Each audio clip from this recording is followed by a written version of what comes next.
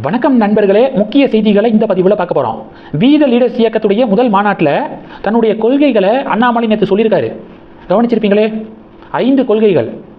நாளைக்கு இந்த இயக்கம் கட்சியாக மாறினதுக்கு அப்புறமும் டெஃபினட்டாக இதுதான் கொள்கைகளாக இருக்கும் அப்படின்னு எனக்கு தோணுது.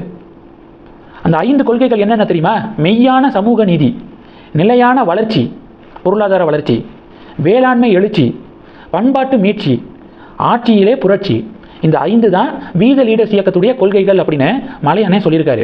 மறுபடியும் சொல்கிறேன், மெய்யான சமூக நீதி, நிலையான வளர்ச்சி, வேளாண்மை எழுச்சி, பண்பாட்டு மீட்சி, ஆட்சியிலே புரட்சி. இந்த 5. இது ஒன்று.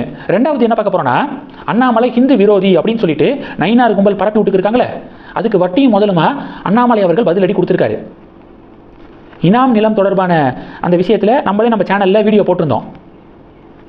அதாவது கோவில் சொத்துக்கள் வேற, இனாம் நிலங்கள் வேற அப்படின்னு அண்ணாமலை அவர்களுடைய ட்விட்டர் பதிவை நம்ம டீட்டெயிலாக டீகோட் பண்ணியிருந்தோம். அதனைத்து மாநாட்டிலையும் அண்ணாமலை அண்ணன் சொல்லியிருக்காரு.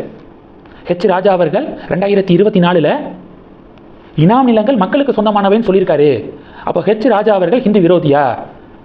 எடப்பாடி பழனிசாமி அவர்கள் அதிமுகவுடைய தேர்தல் வாக்குறுதியில் இனாம் நிலங்கள் அந்த மக்களுக்கு போய் சேரணும் அப்படின்னு வாக்குறுதி கொடுத்துருக்காரு. நாங்கள் ஆட்சிக்கு வந்தோன்னே இதை நாங்கள் பண்ணுவோம்னு சொல்லியிருக்காரு. அப்போ அவர் ஹிந்து விரோதியா? நான் இந்த இனாம் நிலம் விஷயத்தில் ஒரு பதிவு போட்டதுனால நான் ஹிந்து விரோதி அப்படின்னு சொல்லிட்டு முத்திரை குத்த பார்க்குறீங்களே, இது சரியா அப்படின்னு சொல்லி அண்ணாமலை நேற்று வட்டியும் முதலுமா நயினார் கும்பலுக்கு ஆப்பு வச்சிருக்காரு. இது 2. மூணாவது என்ன பார்க்க போகிறோம்?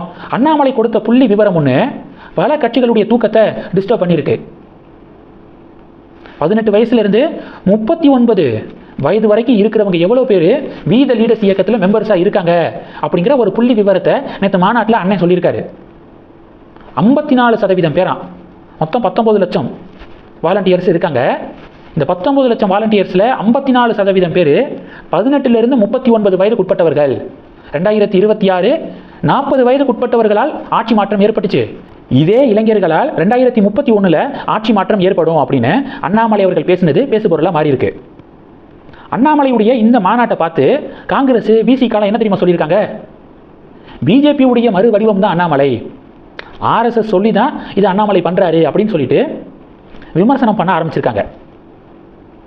யார் அரசியல் கட்சி தொடங்கினாலும் அண்ணாமலை இது ஜனநாயக நாடு, யார் வேணாலும் அரசியல் கட்சி தொடங்கலாம், மக்களுக்காக பணி செய்ய வராங்க, டெஃபினட்டாக வரவேற்போம் அப்படின்னு பாசிட்டிவாக அண்ணாமலை பேசுவார். இதுதான் அண்ணாமலை குவாலிட்டி. ஆனால் காங்கிரஸ் விசிகாவுடைய குவாலிட்டியை பார்த்தீங்களா? வந்தோடனே எதிர்க்கிறது. இப்படி தான் ரஜினிகாந்த் அவர்கள் அரசியலுக்கு வரேன் அப்படின்னு சொன்ன உடனேயே இதே டயலாக் தான் பேசினாங்க. பிஜேபி ஆர்எஸ்எஸ் அப்படின்னு சேம் டயலாக். இப்போ அண்ணாமலைக்கும் அதே டயலாக் தான் பயன்படுத்த ஆரம்பிச்சிருக்காங்க. இது மாதிரியான கமெண்ட்டுகளை பொதுமக்கள் ரசிக்கலை, அண்ணாமலைக்கு தான் சப்போர்ட் பண்ணுறாங்க அப்படிங்கிறத பார்க்குறோம். இந்த செய்திகளை பற்றி உங்களுடைய பார்வைகளை கமெண்ட் பண்ணுங்கள். தொடர்ந்து கனெக்டில் இருங்க. அடுத்தடுத்து நிறையா பதிவுகளை பார்க்க போகிறோம். நன்றி. ஜெய் ஹிந்த்.